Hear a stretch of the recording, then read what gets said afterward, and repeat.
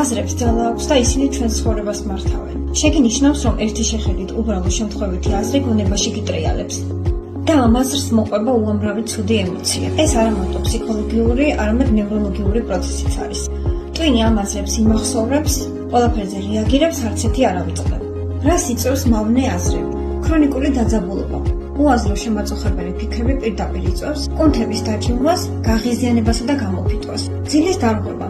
მავნე აზრები ღამით არ ითიშება. პირიქით, ღამე იჩენს თავს. შფოთვა და პანიკა. ტვინს უჭირს გარჩევა ფიზიკური საფრთხე თუ გონებრივი. აზრს რეალურ საფრთხეთ აღიქვამს. აზრების დამახინჯება. მაგალითად, მე ამას ვერ შევძლებ. მე ეს არ გამომივა. ვის ვჭირდები და ასე შემდეგ.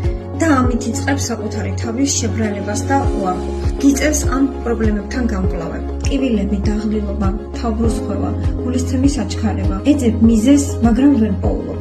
ამ დროს მიზეზი შეიძლება იყოს ქრონიკულად გაძლიერებული აზრი, რომელმაც ფიზიკურ დონეზე გამოიწვია პასუხი. ეს იმიტომ ხდება, რომ როდესაც აზრი ემოციით იმუხტება, მაგალითად შიში, მწვენეა, ნერვიულობ, ის აღარ არის მხოლოდ აზრი. ის ხდება ტრიგერი, რომელიც ტვინის ემოციურ უბნებს ააქტიურებს.